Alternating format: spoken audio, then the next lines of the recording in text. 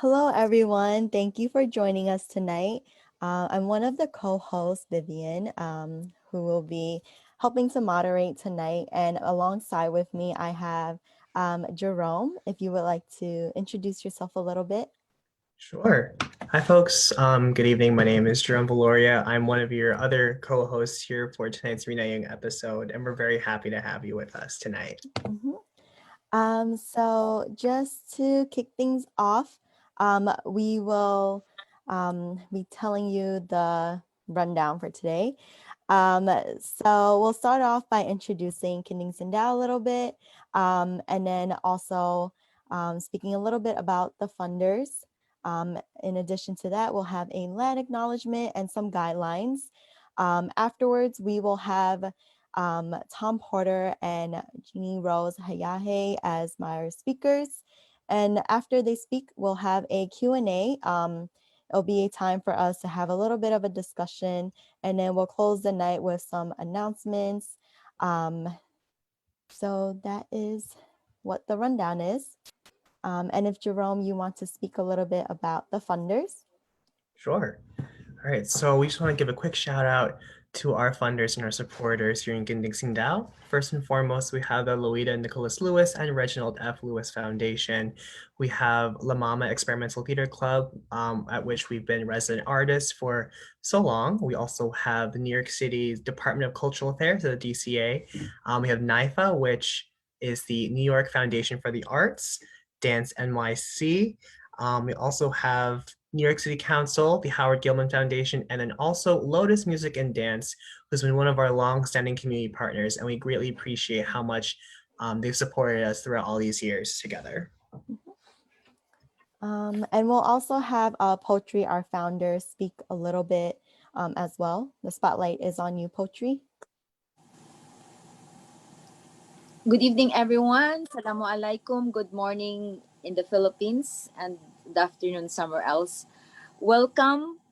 Join us tonight. And we would like to announce that welcome to La Mama. Ellen Stewart usually have a bell. And Kinding Sindaw, as a resident of La Mama, we are hosted tonight. We are in Facebook live stream of La Mama. This is a La Mama production. And you join us again and again. We come out twice a month, every other week. So Kinding Sinda was founded in 1992 to bring the stories of the indigenous people and the Moro people from the southern Philippines and how it is related to the world. And tonight is one of the episodes, and along the way, the hosts and two co-hosts, Jerome and Vivian, will unfold to you Kinding Sindaw and what is our mission and vision. Meanwhile, I just want to bring you to what the word Rinayung means. Rinayung is the magical boat of Bantugan, the main character of Darangin. Darangin is one of the longest epic in Southeast Asia, and it is held in oral tradition by the Maranao people, the Eranon, and the Maguindanao. And we choose the word Rinayong because it's a magical boat. It can expand, it can fly, it can go down the ocean, and that's what we are. We bring the ancestral culture and tradition and the living tradition with us here abroad, and you would like to unite and align with the rest of the world as our history and culture and tradition is intertwined somewhere, somehow, and that is what Renayong do, carry us in that magical boat. Thank you. Thank you. And now we also want to turn it over to one of our speakers for tonight to help us with the land acknowledgement. So Tom, you will just have to unmute and the spotlight is on you.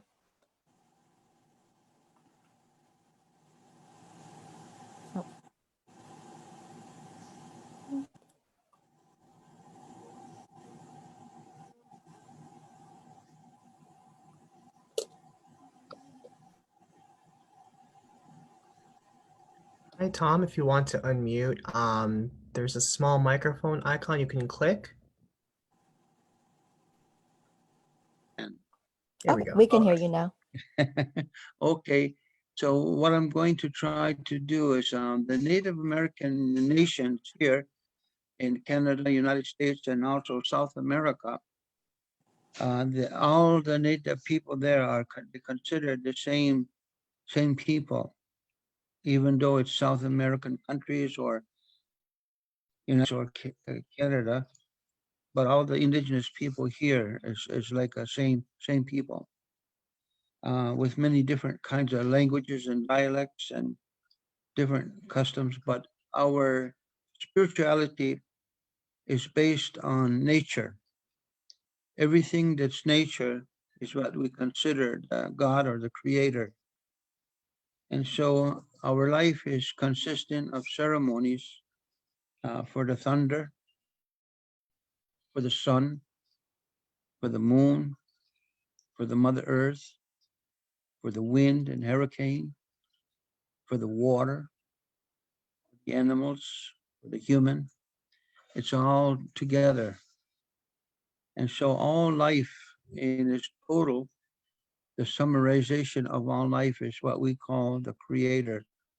So your life and my life is part of the creator's being. So it's a universal. But way back a few hundred years ago, 400 years ago, it began around 500 years ago, actually, the first contact with the European. And that's when we had lots of problem, the indigenous nations, because the European, I guess, wanted our land, our country, its resources. And so they brought many diseases with them. And then what didn't take our lives away by disease, then schools were established to make us forget that we were indigenous people. And because our spirituality was attacked and destroyed, our languages were attacked and destroyed to a large degree, and everything that we had, our traditions, was eradicated by schools, we call residential schools, Carlisle Indian School. So our job has been to try to revive our tradition, our language, and our spirituality the way it was before contact. For that was the gift the Creator had given us in our Mother Earth, and we want to replace that.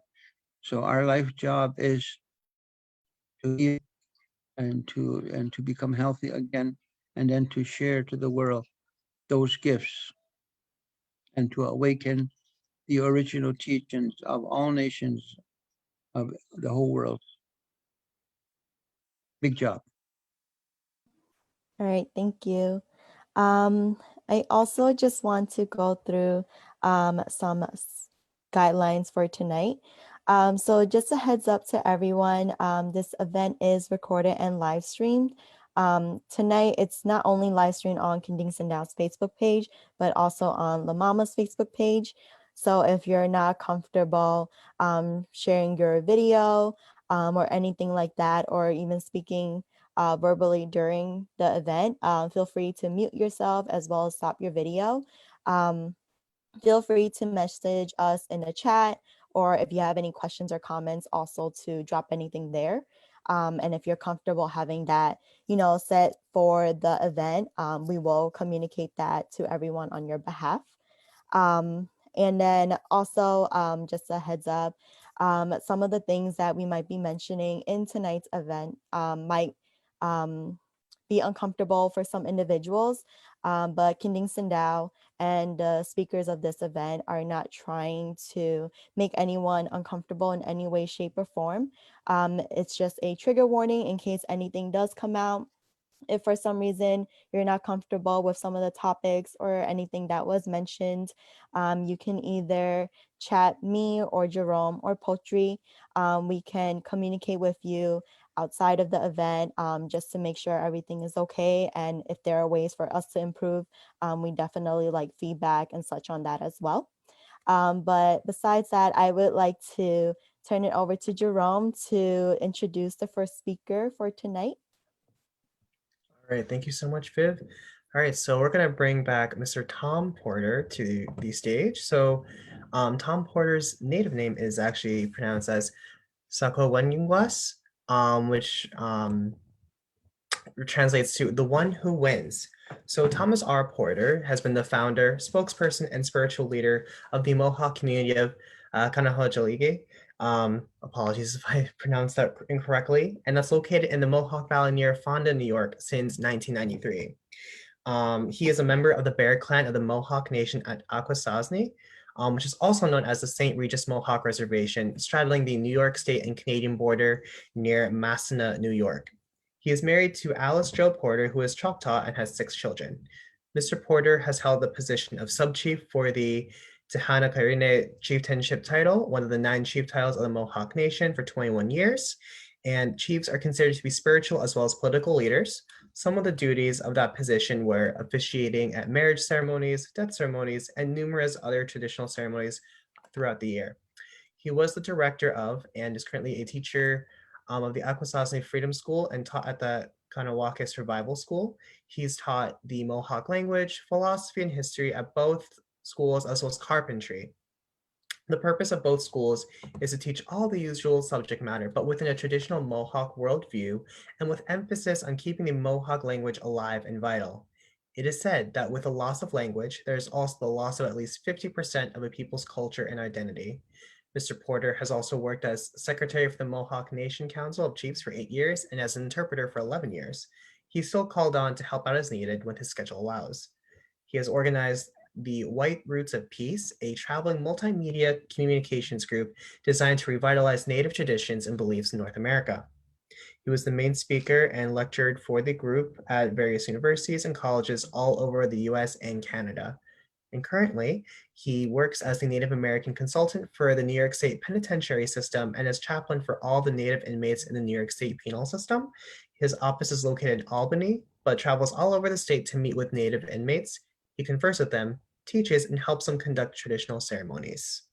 So without further ado, let us give the floor to Mr. Tom Porter. Well, thank you very much.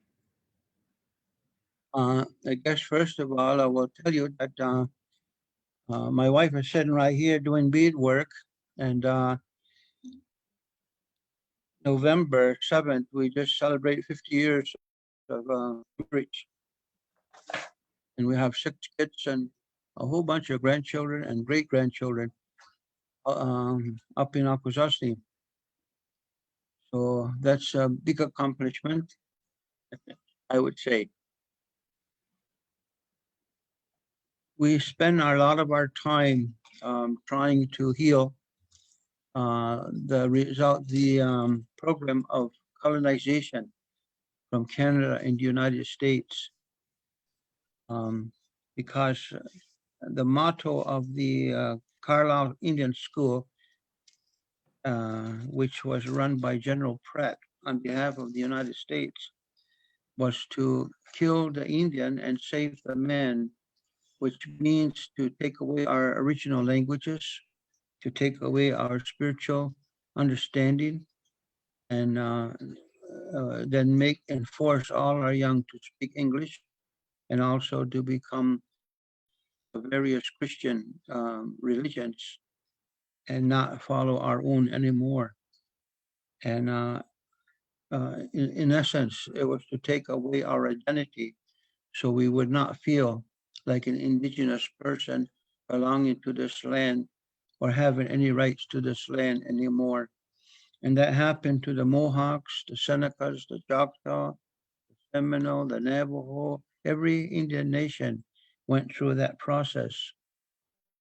It was about maybe 5 or 6 generations were put through that process.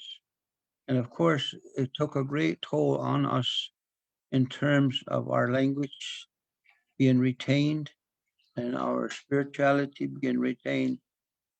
Only the people who did not go to those schools or were forced to go, they were able to escape them, were the ones who carried our language and carried our ceremonies and our tradition. And we're grateful to them for enduring much discrimination and much ridicule for following their traditional ways. And they're the ones that taught us and retaught us how to become real human beings. And so we're ever grateful for their stubbornness and their strong will to hold on to what the Creator gave us. And so thankful to them, we are on a strong mission all over the whole United States and Canada with our young to reclaim them and to give them pride and courage and good morals and strong family traditions of how to raise your children right to death. And so that's what we do. And I was going to share with you too that my grandmother, one time when I was just only 4 years old, or 4 years old, here's what she said to me, and I find it very profound today as I did then. She said she woke me up early in the morning one time. I was under the quilt blankets because it was cold. In those days, we had wood stoves, and at night they let the fires go out. So in the night, you get real cold. So I felt comfortable under those quilt blankets.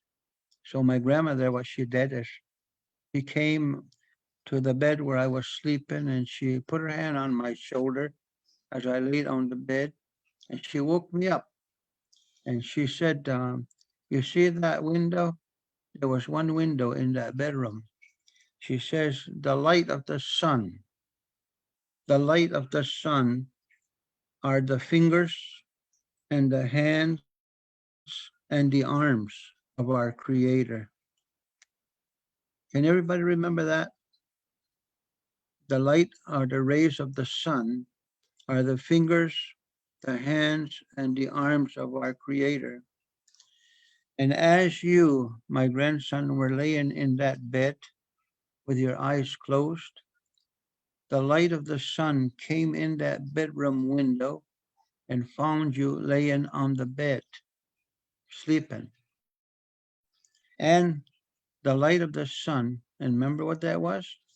The fingers, the hands, and the arms of our Creator found you laying in that bed, and that light caressed you and held your entire body from your head to your feet, because the Creator is the Father of all living things, and He loves us. So then my grandmother said, "So what are you going to do about that?" And I was only 3 or 4. So I just said to my grandma, "I don't know, because I'm just a baby. I'm just a little boy yet. I don't know." She says, "I'm going to teach you." And here's what she said: "I don't know if you're a smart guy, you'll learn fast, or I have to tell you one time, or do I have to take a whole month every day and tell you over and over till you'll learn? I don't know how smart you are." Now, here's what she said. Soon as your eye opens up, the lid of your eye, you see the light. Here's what you will say. This is the Mohawk language. Nawe tagya dison ne wat kuno wala don't. That's all you gotta say, my grandma said. And let me translate that to English. Nyawe means thank you. Tagya means you, the one who made me. Wat kuno walado means I give you greetings, thankfulness, and love and kindness. I send it to you. Now you can get out of the bed and put your pants on and begin your day's activity because you have acknowledged the Creator. And what was the Creator again? She said, the fingers, the hands, and the arms. That's what the light is. And that's who our Creator is. And He hugs us every human every day without fail. And I thought that was very profound then and yet today. And so every day, that's what I do, and that's what my family does, and my kids do, and grandkids. I always say that, thank you, you who made me. I send you thank you, greetings, and love. And I wanted to share that with everybody. And that's part of some of the teachings that we're trying to give back to our young people to become spiritual and a part of the nature of the world, because the nature of the world is the creator, is sacred. So that's that. All right, thank you so much for that. So I will go ahead and give me 1 second. Let me share my presentation again.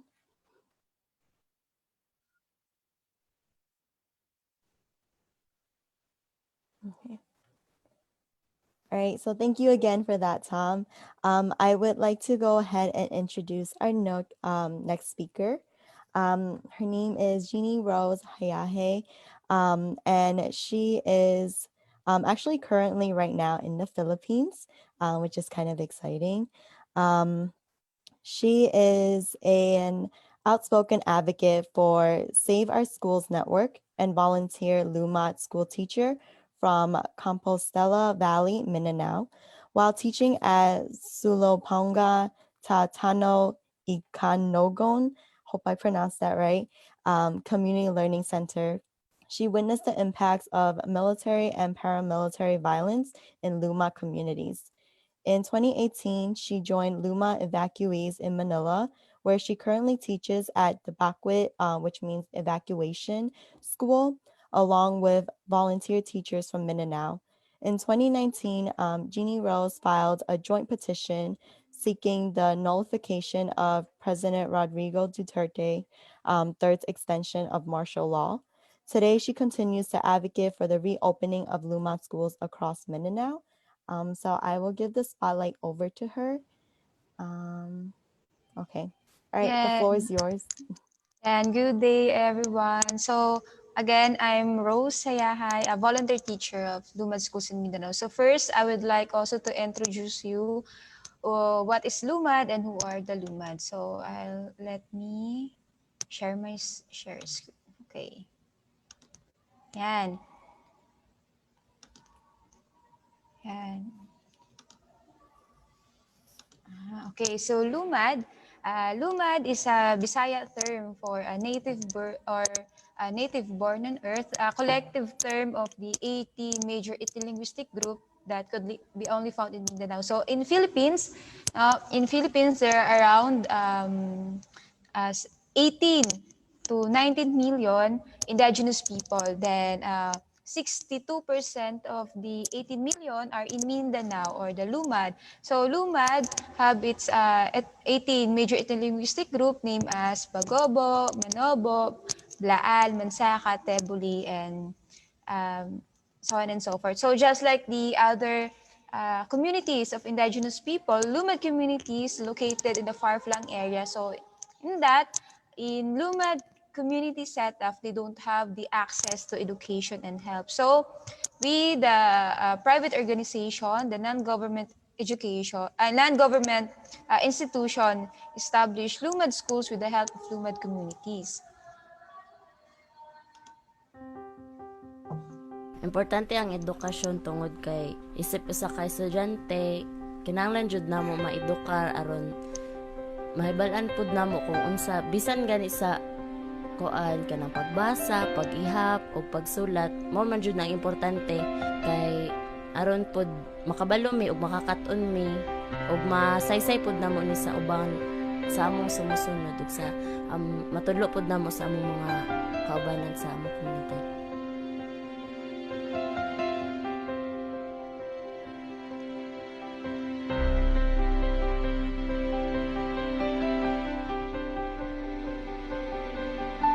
Ang kinaka-importante sa among komunidad ang eskwelahan tungod kay didto sa among komunidad didto nakapuyo ang mga tigulang nga wala gyud sila naka-eskwela. Mao nga kami nga mga kaapu-apuhan ug kaanak-anakan kami nakigbisog aron alang sa pag-eskwela aron kami makakat-on sa maayong pagsuporta pohon sa among mga kaparintihan nga sumusunod nga mga bata.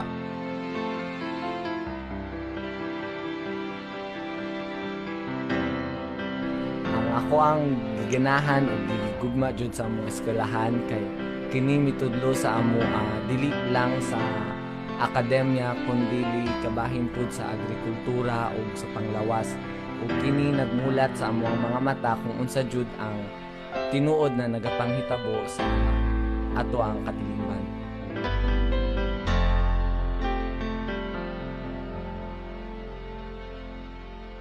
Para pud sa ako gihigog man jud ako ang kanang eskwelahan jud kay tungod kay diha ko naka-cut-on og daghang makat-unan ako sa pang-tradisyonal sa amo ang katutubo nga kanang katigtugulangan pa namo og kanang panghitabo pod nga nahitabo diri sa ato ang nasod og kanang murag diha ko nakabalog yun nakabaton nakamatngon nga ani ang dapat buhaton og isip ko sa kanang eskwelahan mao gyud ni ang dapat buhaton sa para makatabang po sa ato.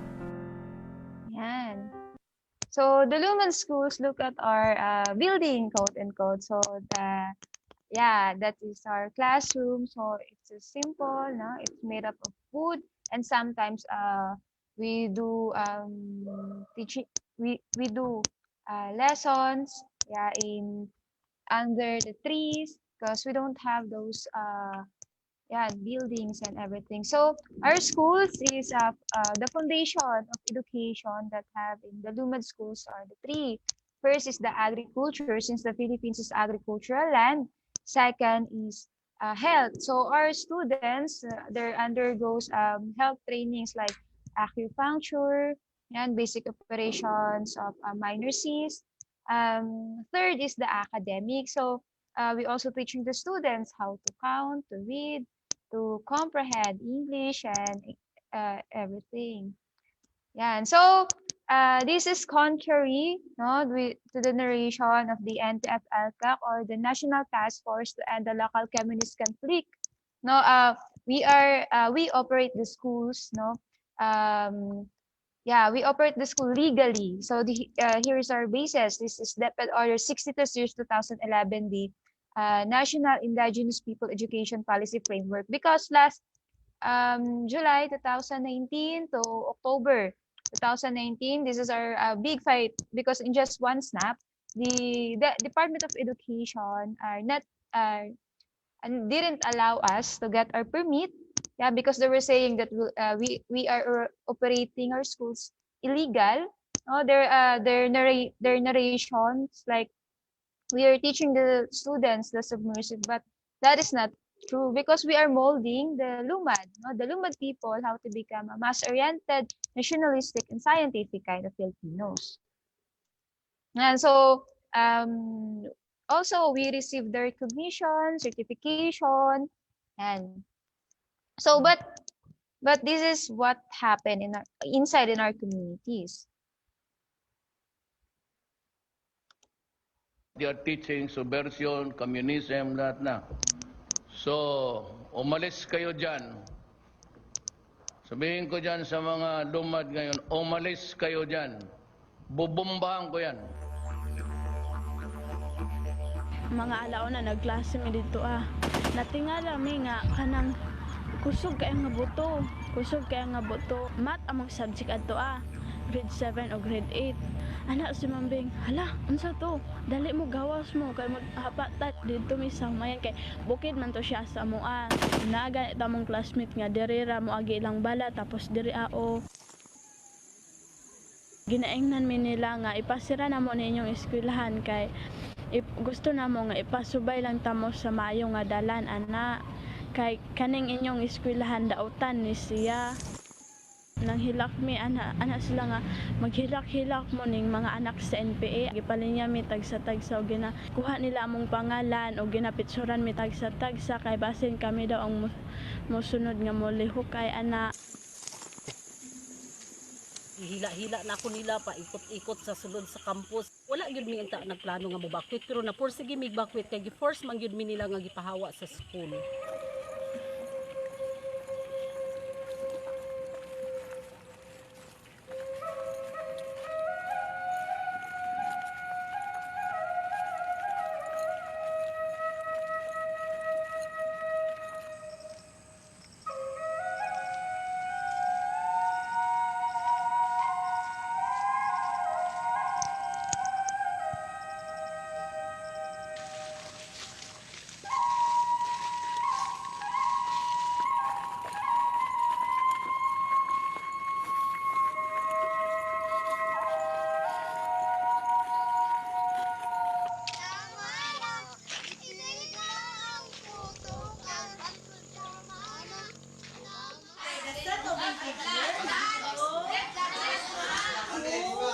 man lagi to ingon nila nga eskwelahan daw sa NPE iligid kumutuuing ana nga nganong MPE man kung MPE pa lang na mga armas unta ilahang gipangdala nya kay suba papel og ballpen man ang ilaha.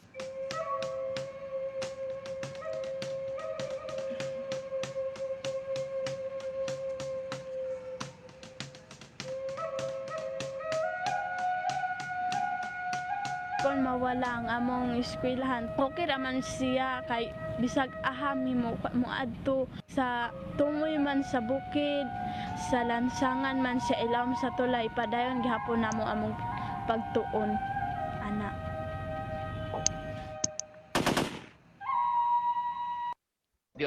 Yan. So, yeah, you see there's a lot of attacks in our schools, in our communities, no? They're threatened and harass our students, our teachers. It is because of they want to grab our land. Since the Caraga, the mining capital of Asia, look at this data. It is a big mining companies that are now operating in our land, in our ancestral domain. And just to think, in Pantaron Range, the filming the Chinese mining company was approved by the DENR for the exploration permit. And the school was built as our highest expressions against plunder, imperialist plunder, and militarization. And so this is the data creation by the Saver Schools Network. Yeah, this is from July 26 to February 2020. So just look at the data of the account of incidents, the number of incidents and the number of victims. The schools experience the extrajudicial killings. Yeah, some of our students, Obelio Bayao, John Mark Acto, are killed.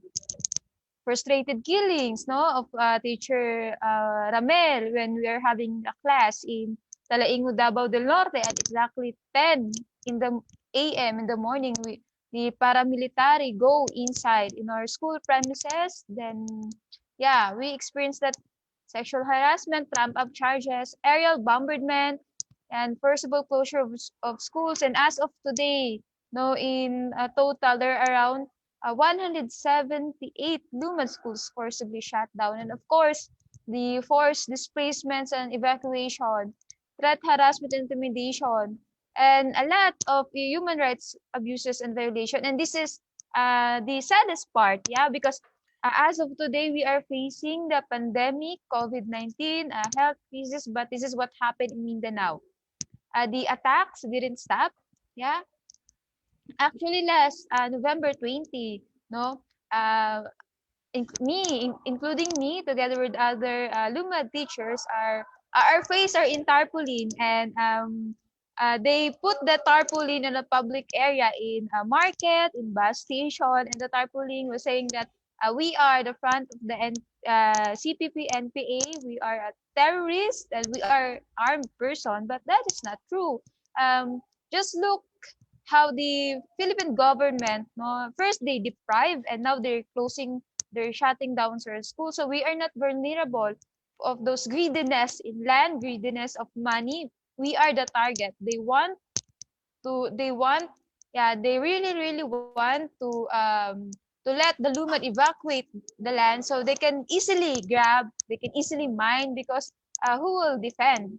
The Lumad, no, the indigenous people, the land defender, the frontliner in defending our land. So there are a lot of fake enforced surrenderies, illegal arrest.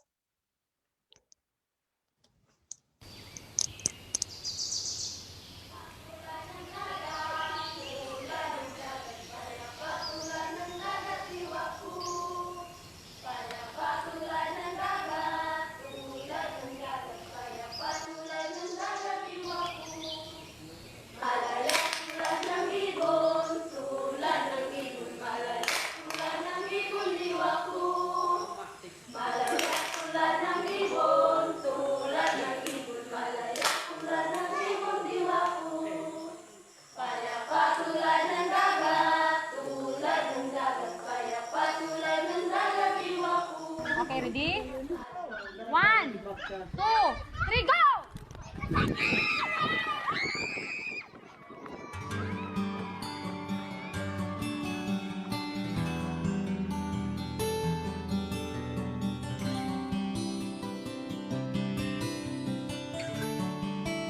Ilang milya ba mula dito ang lupang ipinangako? Anong kinalaman ng bulat ko? Dito naman ako'y kontento, ngunit Pilipino sila, Pilipino ako, pinag-isa, pinangbuglo tayo. Ilang bundok mga karagatan, ang sa atin ay namamagitan. Naghanagaw ang kahirapan sa kapila ng likas na yaman. Diyan naman kayo'y kontento, pero Pilipino kayo, Pilipino ako. Karapatan ninyo, ipaglalaban ko. Damhin natin ang daing nila. Sa dibdib ang lupang pamahalaan, sama-sama tayo tumindig, sama-sama tayo lumikha ng isang tinig. Damhin natin ang daing nila. Sa dibdib ng lupang hinana, magkaisa tayo, iparinig ang buhay at laya ng ating himig. Maliba kung sila'y mangarap, ipita ng kanilang hinahangan. Maliba ang lumaban, magprotesta at manindigan. Ang lahat ng katutubo, di ba Pilipino sila, Pilipino tayo. Magkaisa, at lalaban tayo. Damhin natin ang daing nila. Sa dibdib ng lupang pamahalaan, lahat ng katutubo, tumindig, karapatan ay ipaglaban sa lahat ng panig. Damhin natin ang daing nila. Sa dibdib ng lupang hinana, sa gitna nating tubo, makinig, justisya ay ipaglaban, di dapat pananaig.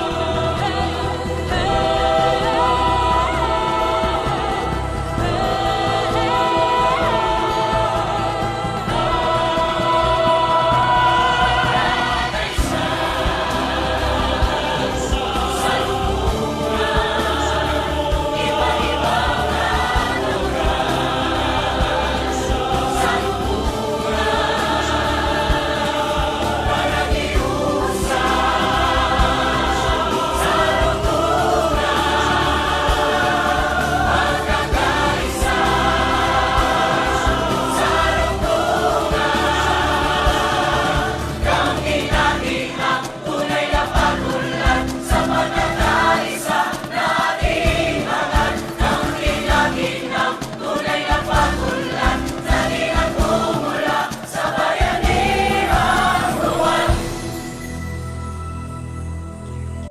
Okay, so as our because after shutting down our schools and we don't know we are nowhere to go. So we are here in Metro Manila. Yeah, Backwit School, Evacuate Ting School, a mobile school, are in Davao City, in Mississippi Haran, and in Cebu, and in Backwit School, Manila, as we continue to amplify the voices for those who suffered in Mindanao, Lumad communities, for those who were killed. So we are calling justice, salubungan, unity. Yeah, whether you came from the other country or, yeah, we still calling for salubungan, salubungan, salubungan, unity, because the fight of the indigenous people, the fight of the Lumad, is not a fight of the Lumad alone. It is the fight for the right to education, self-determination, and we want to say that we are in a climate emergency. So we fight for our land, we fight for our rights. Thank you.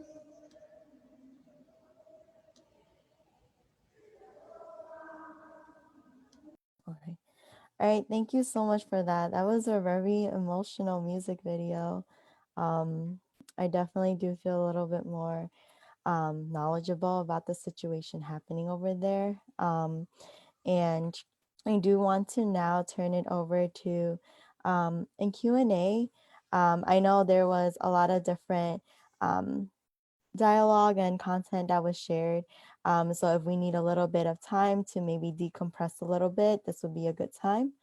But we do have some set questions already for our speakers. If Tom or Jeannie want to go first or anything, I did want to ask what self-determination looks like for you and your community. And whoever wants to speak first, you can go ahead.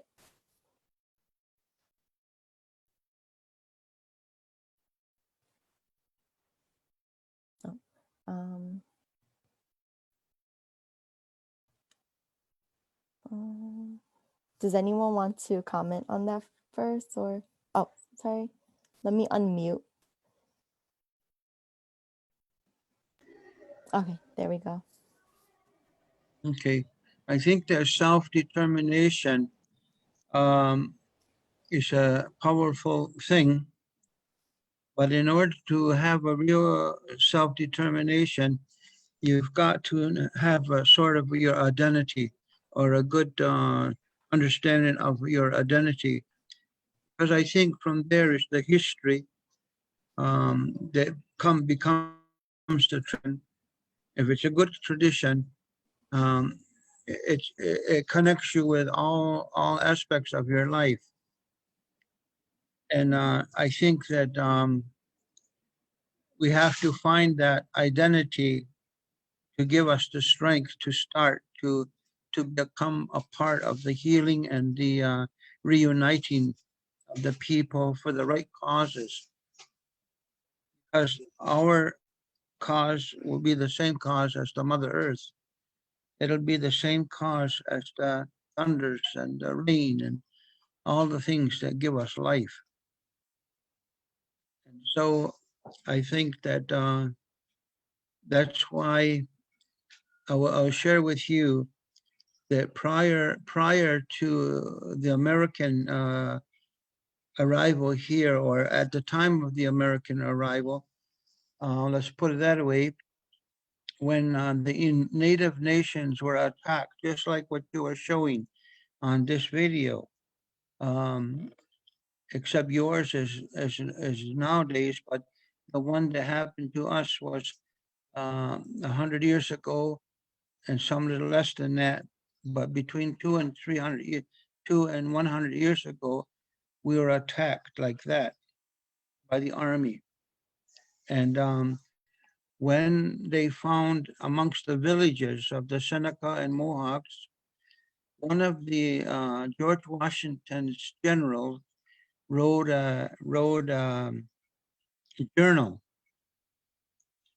And amongst this one Seneca village, this army wrote in his journal that they found 250,000 bushels of corn already shucked and put in storage bins. And then in the same village, they found 160 bushels of beans already shucked and put in storage bins. And in this Seneca village, they also had dozens of peach orchards, peaches, and apples. And George Washington's generals were ordered to destroy all the food sources of the Seneca Mohawks and Cayugas and Oneidas, the Iroquois people. And so they put a torch to that 260,000 bushels of corn. And I want people to take just a pause here. This was way back over 100 years ago, pretty getting close to 200 years ago, and George Washington was the president. This is when this occurred. Now, where did those Senecas get that corn, 260,000 bushels? Because they didn't have no John Deere tractor. They didn't have no European workhorse. They had to grow all that with their own hands. And for them to do that, it requires a great talent and a great effort. And today we have modern big farm tractors called John Deere, and we can't even produce 20 bushels of corn, let alone 260,000. But that was our grandmother, how strong they were and how good they were when the European first came here. And so what we're trying to do is to re-educate our people with their tradition and the greatness of their ancestry, their history, so that they can have a spark to claim and to live a good life again. And so self-determination, we have to restore that spark that gives us energy and the wherewithal not to give up. And then even though we're scarred and wounded by colonizational practices, but if we have that spark, we will make mistakes, but we will get up like a little child and we will try it again and make some more mistake, and we'll learn from that mistake until we get it right. So to our brothers and sisters over there in the Philippine Islands, I see that history, what's happening to you is the same what happened to us. And so we need to encourage each others not to give up.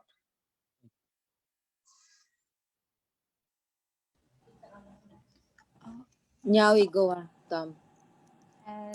First, thank you, Sir Tom, for your message of encouragement. So, I will go. I will go to the question. So, what does the self-determination look in the Philippines? So, first, under the United Nations Declaration on Rights of Indigenous People, no, that was proclaimed that indigenous people, indigenous community have should exercise our self-determination. First, our school.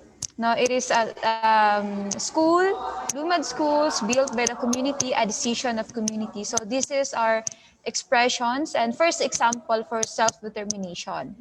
So, yeah, then um, we have no we have our we have our own decision, no, we can build schools supposedly, no, Lumad communities, Lumad people have their own political system and economic system. They can decide by their own. That was supposedly, but what's happening are there was a oppressions. Yeah, the minings are going inside Lumad communities. So those practice, the cultural and traditional practice for self-determination was really the big mining companies depriving us, government depriving us to exercise our self-determination. So that is one of our call here in the Philippines, that the national minorities keep on asserting our rights to self-determination.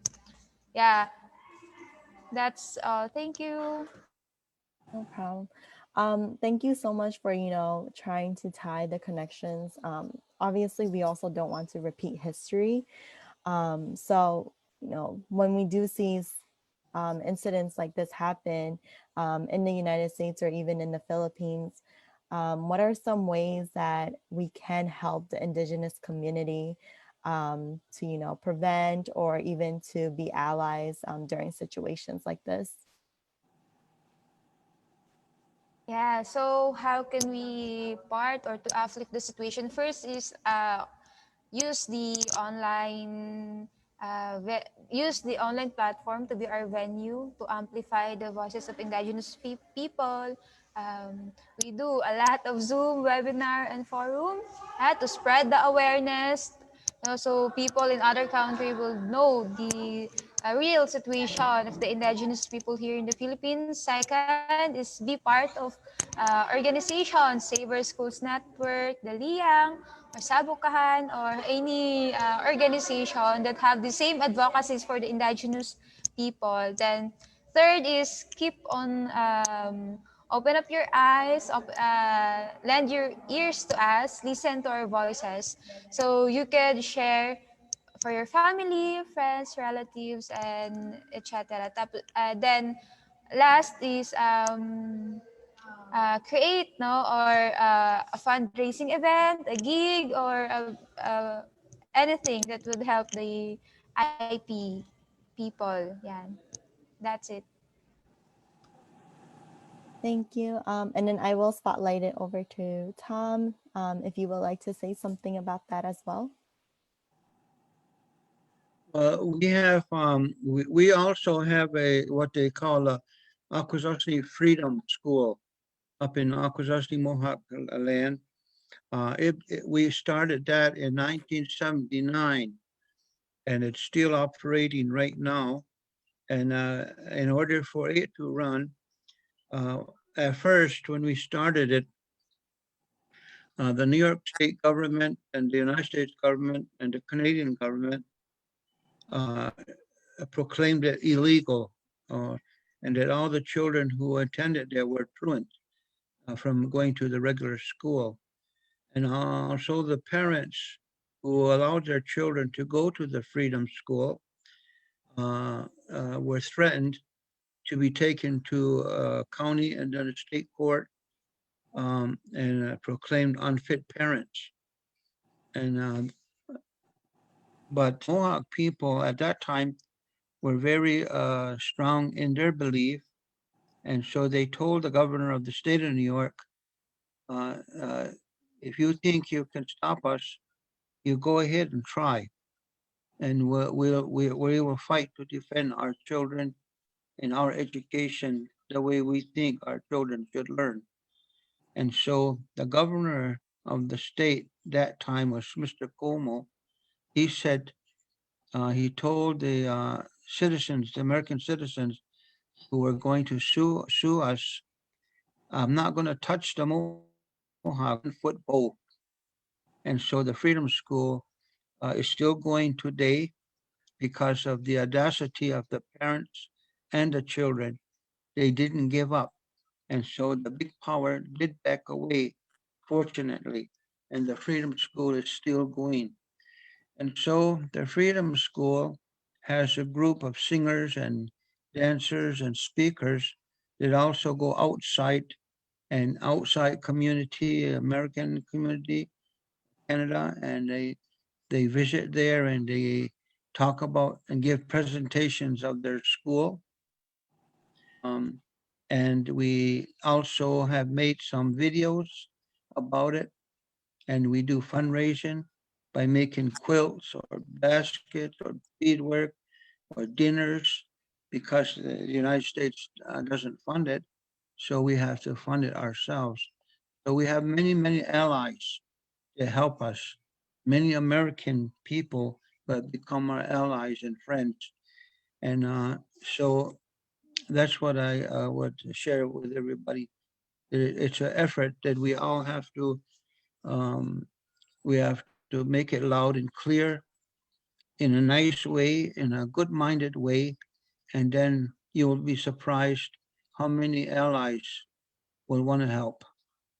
And that's how we've survived. All right, thank you. So I'll give maybe like a couple like seconds or so if folks have any question. We do have time for one more before we close the night. So I'll just give a little bit of time.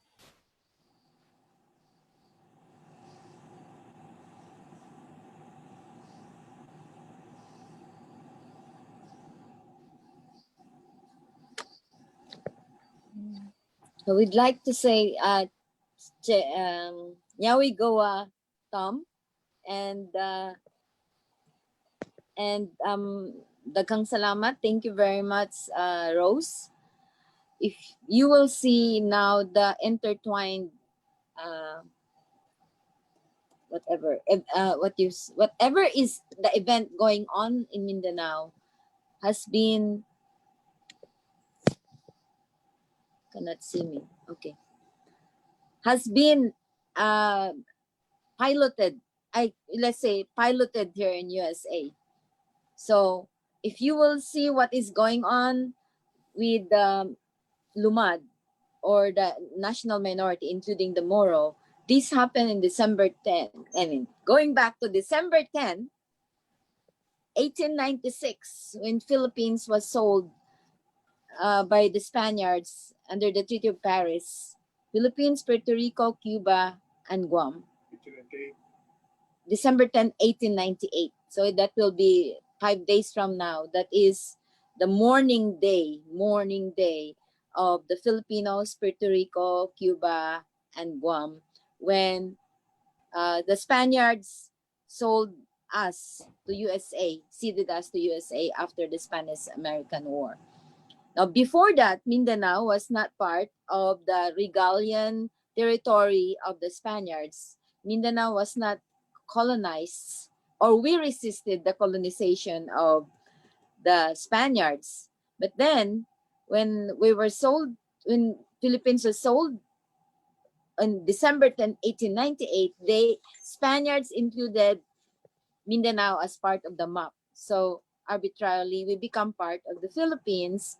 And then when USA came to colonize the Philippines, they went to Mindanao and asked the ancestral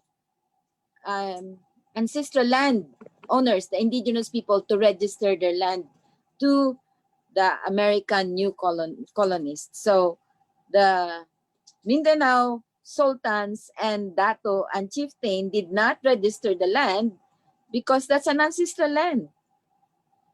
And that is then the start of the coming in of USA to Mindanao. And until the Commonwealth of the Philippines happened, Mindanao has been a target to be part of that colony. So if the expression that the good Moro is the dead Moro is copied from the good Indian is a dead Indian. So the coming in of the mission school in Mindanao, Notre Dame School in particular, is to Christianize Mindanao. In fact, that is the dream of President McKinley, that God came to him in his dream, and then when he woke up, he said, "Oh, God said that we have to go to the Philippines and Christianize them," when in fact the 95% of the Filipinos has been Christianized by the Spaniards for 400 years. And that is the story. So the mission school that was used here to the native nations was brought to Mindanao.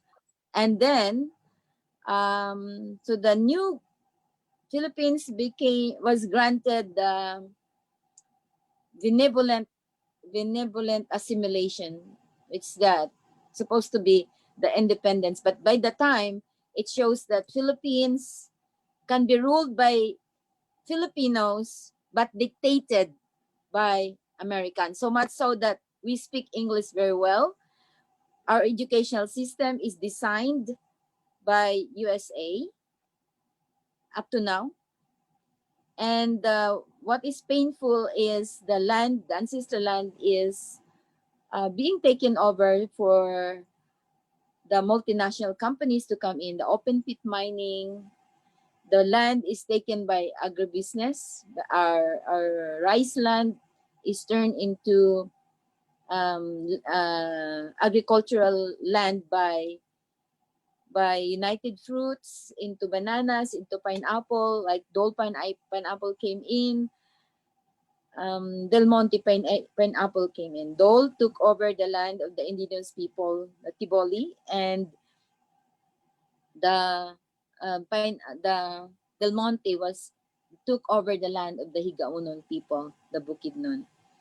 So thank you very much for tonight. If you want to learn more about the intertwined history and the ongoing situation of the indigenous people and the national minorities, both USA and Philippines and other parts of the world, let's continue talking to each other and educating ourselves. So then, self-determination will be campaigned by the indigenous people and all the national minorities all over the world. Thank you. Assalamualaikum.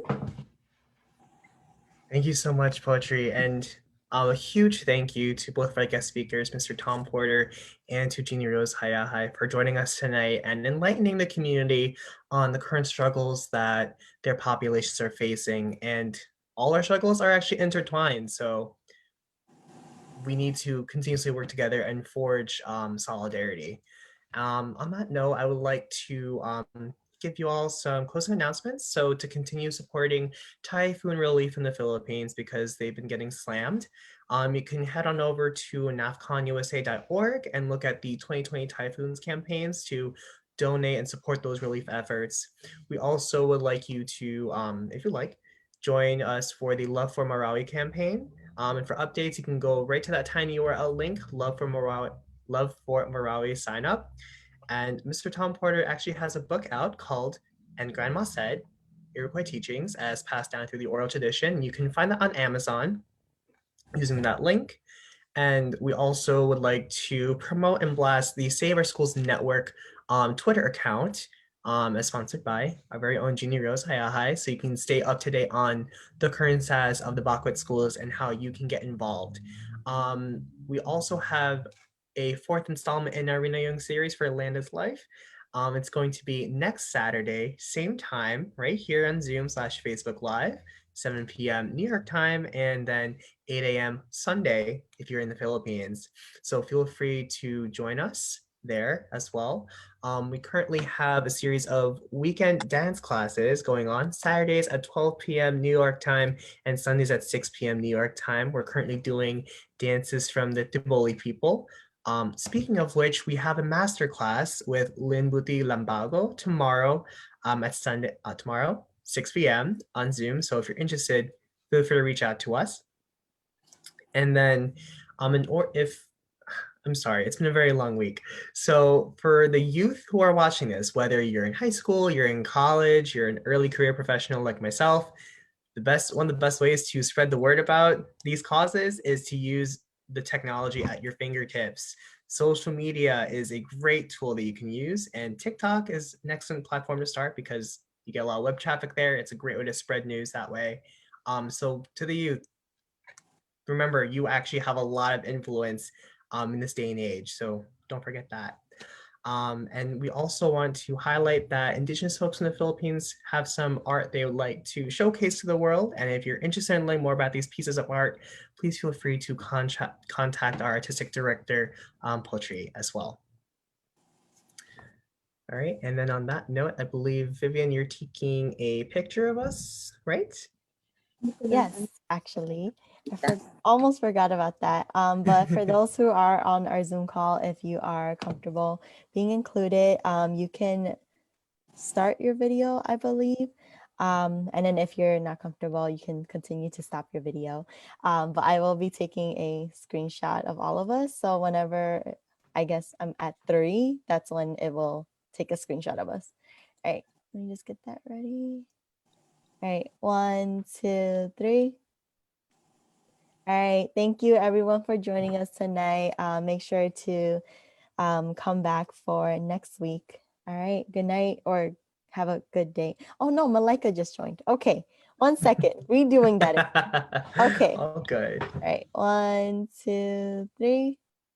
Okay, now everyone can have a good day and good night. Thank you. Hey, take care, folks, and stay safe. Mhm. Thank you. Stay safe. Continue wearing mask. Thank you. Bye-bye po. Night. Night. Salamat.